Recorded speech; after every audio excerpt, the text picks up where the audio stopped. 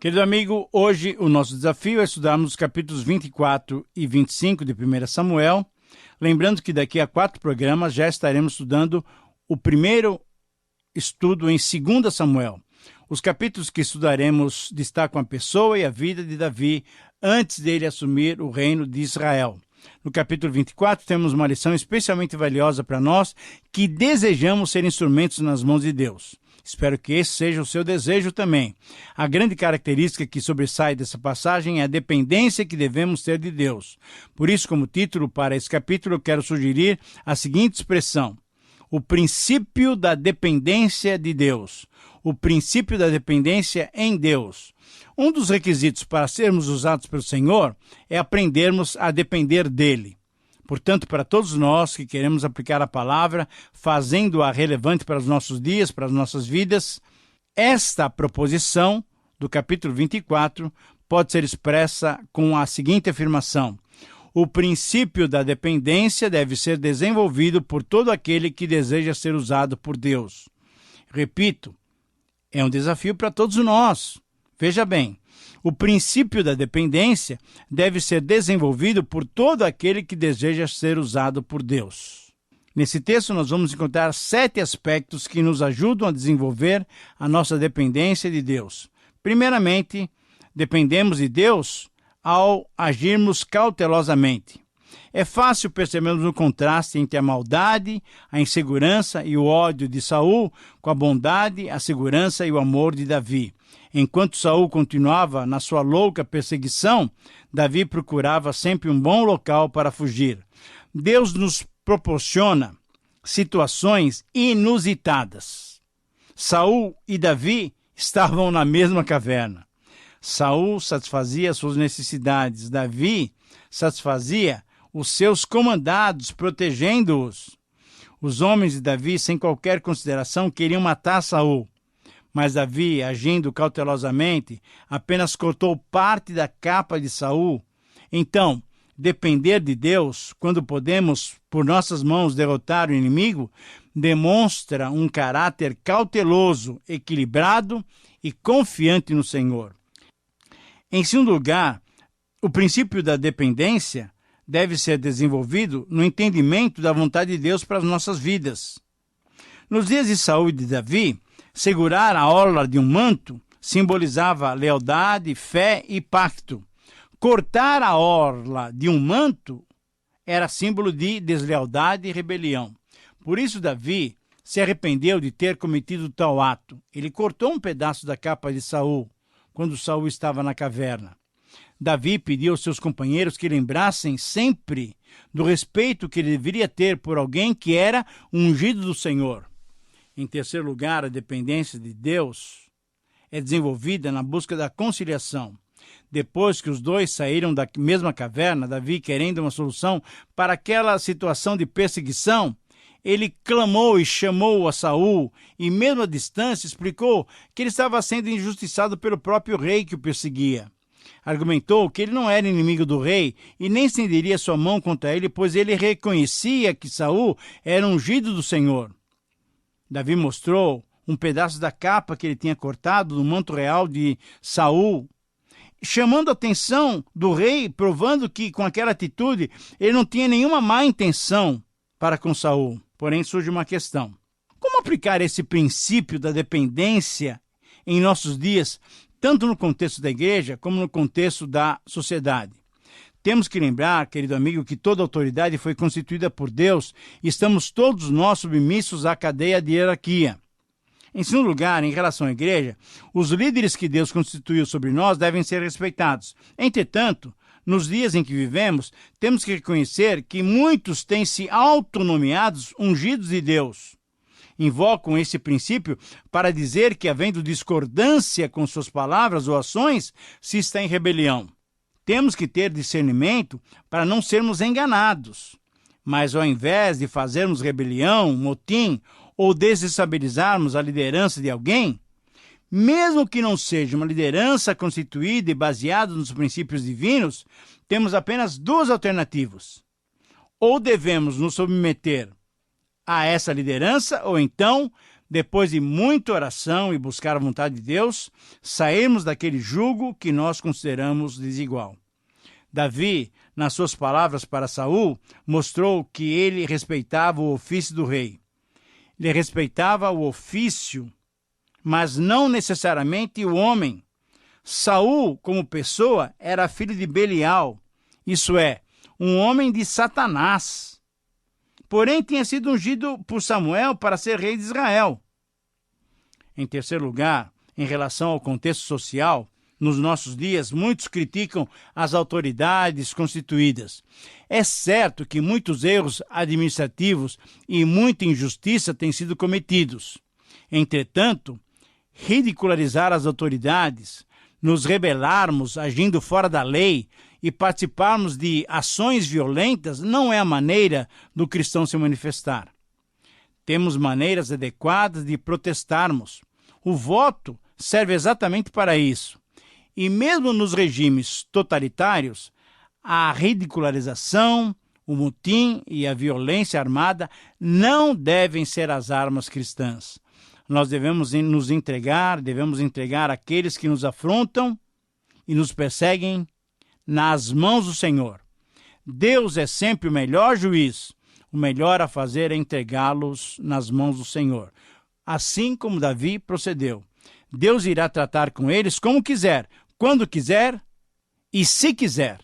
Nós devemos respeitar as autoridades. Não devemos desejar o mal para ninguém, e muito menos para os nossos perseguidores, a quem nós devemos amar e por quem nós devemos orar.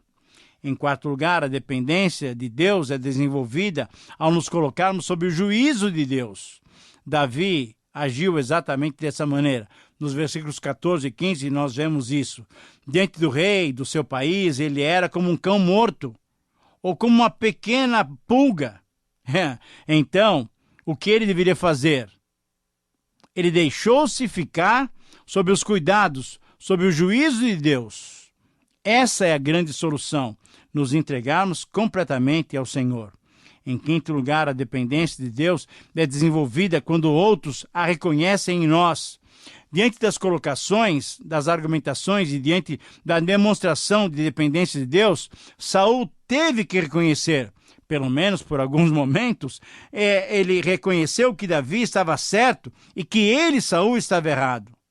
Saul reconheceu que Davi estava sendo mais justo do que ele, o próprio rei de Israel. Saul teve que reconhecer que Davi pagava com benevolência toda a violência que ele, Saul, descarregava contra ele. Saul reconheceu que com aquelas atitudes corretas, de fato, Davi se tornaria o rei de Israel. Ah, querido amigo, como é bom sermos exemplo de vida para outros que não têm conseguido desenvolver a sua dependência do Senhor. Seja você também um exemplo de dependência do Senhor, para que outros, estimulados pela sua vida, dependam também do Senhor. Em sexto lugar, a dependência de Deus é desenvolvida ao acatarmos o pedido dos perseguidores, conforme o versículo 21. Nesse verso, Davi ouviu o pedido de Saul e certamente se condoeu de Saul, acatando o seu pedido em favor da sua descendência. E em sétimo e último lugar, no capítulo 24, a dependência do Senhor é desenvolvida quando praticamos o perdão. Essa é uma característica daquele que tem o Senhor controlando a sua vida. Desenvolver a dependência, praticando o perdão, é uma característica especial de um homem de Deus. O perdão é o atributo divino que Deus colocou à nossa disposição para abençoar-nos tantos quantos necessitam ser perdoados. Davi jurou que todos os episódios passados estavam perdoados. E é assim que deve proceder o cristão. Com essa atitude de Davi, Saul voltou para o seu palácio, mas Davi, com toda a prudência ainda, como nós verificaremos a seguir, e com razão, ficou no deserto, num lugar seguro. Muito bem, depois de estudarmos e aprendermos sobre o valor e a importância da dependência de Deus, no versículo 1 do capítulo 25, temos uma nota triste, uma nota lacônica e muito objetiva. Lemos o seguinte: faleceu Samuel, todos os filhos de Israel se ajuntaram e o prantearam e o sepultaram na sua casa em Ramá. Samuel, o mais famoso juiz de Israel, morreu terminando um período de 40 anos de ministério em que dirigiu o povo de Israel. Recordando de modo breve a vida de Samuel, destacamos 7 características desse homem que, chamado por Deus, foi usado pelo Senhor como instrumento dependente e útil nas mãos do próprio Deus. Primeiro, Samuel caracterizou-se por exercer múltiplas funções. Ele foi profeta, juiz e sacerdote. Segundo, Samuel, mesmo sendo um homem de Deus, ele falhou na disciplina dos seus filhos Joel e Abias. Terceiro, Samuel errou em constituir seus filhos por juízes sobre Israel. Quarto, Samuel introduziu, contra a sua vontade e a vontade do Senhor, a monarquia israelita, ungindo os 2 primeiros reis de Israel. Samuel ungiu a Davi, o maior rei de Israel, mas não viveu bastante para vê-lo reinar. Quinta característica, Samuel destacou-se por ter uma vida de grande intimidade com Deus. Sexta característica, Samuel realizou um ministério presente em todas as regiões de Israel, conforme nós já mencionamos no capítulo 7. Ele visitava anualmente todas as regiões de Israel. E em sétimo lugar, destacamos que Samuel morreu avançado em velhice, avançado em idade, reconhecido por todo o povo, querido por todo o povo. Ele foi pranteado e sepultado em sua casa em Ramá. Muito bem, depois desse curto relato sobre a vida e o ministério e a morte de Samuel, estando em pleno vigor a monarquia israelita, vemos ainda como resultado da perseguição de Saul contra Davi, uma situação muito interessante. Sempre preocupado com aqueles que o seguiam, Davi procurou recursos para o sustento dos seus homens e dos seus soldados e de todos aqueles que o acompanhavam. E assim, nessa ocasião, se desenrolaram os fatos do capítulo 25. Para esse capítulo, o título sugerido é O Valor da Prudência. Você vai verificar, quando estivermos estudando todo o capítulo, que realmente nós tivemos atitudes muito interessantes aqui. E a que se destaca é a prudência. O valor da prudência. Na história de Davi, Nabal e Abigail, podemos constatar o valor da prudência e como ela foi exercida de modo muito competente por Abigail, que assim ajudou a Davi não manchar suas mãos com sangue inocente. A proposição desafiadora do texto para nós pode ser afirmada da seguinte maneira: somente quando agimos com prudência, obtemos os melhores resultados, mesmo nas situações adversas. Repito, esse é o resumo do capítulo 25 do livro de 1 Samuel. Somente quando agimos com prudência, obtemos os melhores resultados, mesmo nas situações mais adversas. E esse princípio de valor eterno pode ser assim afirmado, pois nesse texto encontramos 3 fases que destacam o valor da prudência. Na primeira fase, identifica-se a situação. Com prudência, identificamos a situação. Versículos 1 a 17. Vamos identificar essa situação através de 7 observações.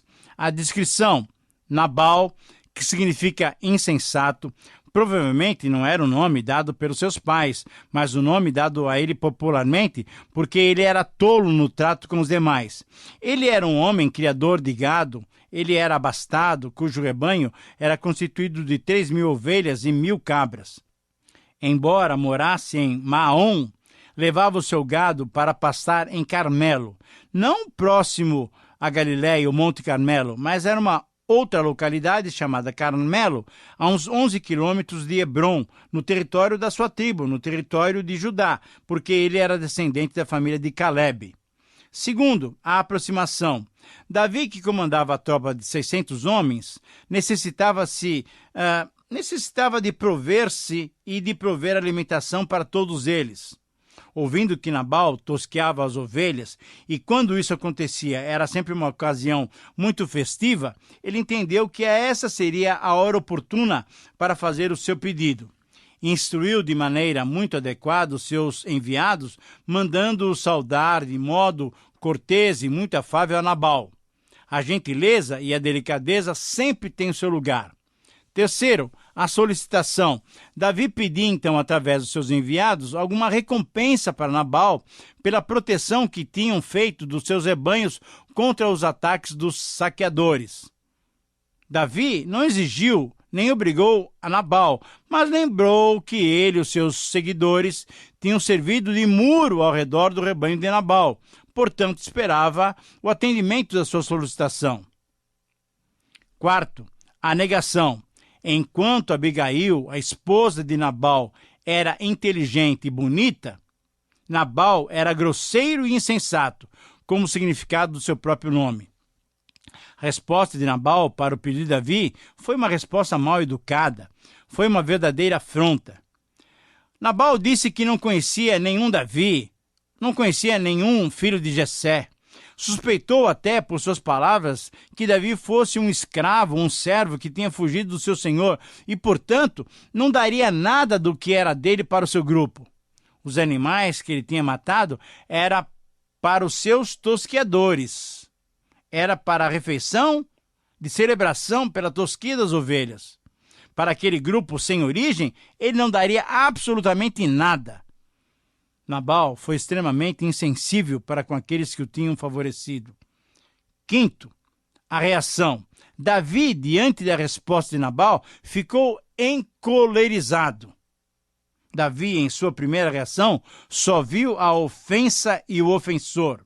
Davi estava pronto para reagir ao egoísmo de Nabal, que não quisera compartilhar o seu pão, a sua água e a carne das suas reses. Enquanto os 200 homens ficaram guardando as bagagens, ele ordenou que 400 homens com ele pegassem suas espadas. E queria revidar a descortesia de Nabal, matando todos. Jurou que não ficaria sequer um homem de Nabal com vida. Quando reagimos emocionalmente, podemos cometer injustiças e inocentes podem pagar pelos culpados. Sexto, a preocupação.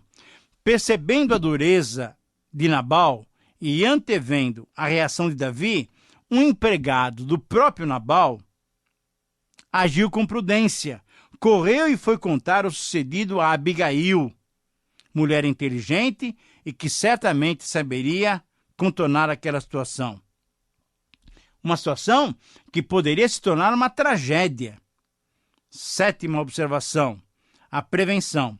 Esse empregado muito sábio, muito inteligente, muito prudente, entregou a questão a quem poderia resolver o problema. Ele preveniu claramente a sua senhora de que o seu marido, isso é, o seu patrão, era um filho de Belial, isso é, um homem dominado por Satanás, um homem tão bruto que não conseguia falar com ninguém e ninguém conseguia falar com ele. Nabal não foi prudente em responder mal a Davi. E Davi não foi prudente em reagir com emoção à resposta de Nabal. O único prudente nesse caso foi o servo de Nabal que alertou Abigail da terrível tragédia que poderia acontecer. Nessa fase, percebe-se como a prudência é essencial. Na segunda fase, intercede-se por uma solução.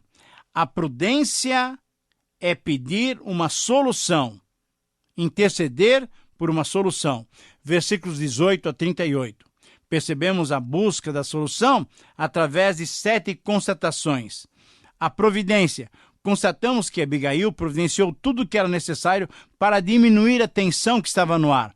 Preparou uma excelente refeição para servir a Davi e aos seus comandados e, com muita sabedoria, não avisou nada a seu marido.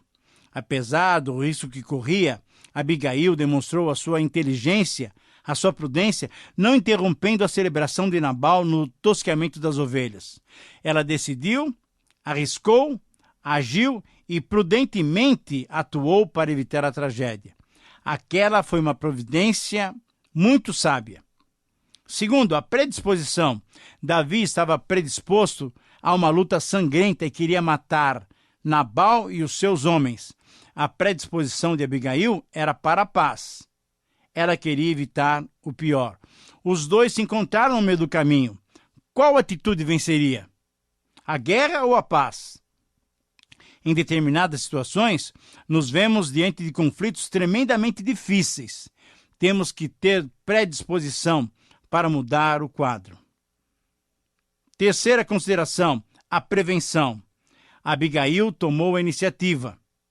Vendo Davi e seus guerreiros ao longe, ela desceu da sua montaria, curvou-se humildemente diante do futuro rei de Israel, pediu licença a Davi e pediu atenção às suas palavras. Humildemente também falou sobre a atitude de Nabal e pediu para que Davi relevasse aquela ofensa. Humildemente disse que não tinha tomado conhecimento do ocorrido, pedindo-lhe clemência. A prudência.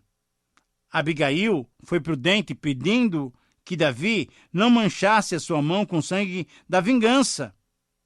Lembrou Davi que dentro em breve ele seria o rei de Israel e que sua vida, abençoada por Deus, sendo estabelecido como rei, ali já Nabal não teria mais importância para ele. A preponderância, Davi percebeu que a argumentação de Abigail era realmente especial e evitando uma desgraça, evitando uma terrível carnificina. E aí Davi recebeu o presente das mãos de Abigail, tudo quanto ela tinha preparado com muito carinho e muito esmero, e despediu-a desejando que estivesse em paz. Na verdade, Davi ganhou 2 presentes. Além da alimentação para si mesmo e para seus soldados, Davi também foi presenteado com a atitude de Abigail, que não deixou que ele sujasse a sua mão com sangue da vingança.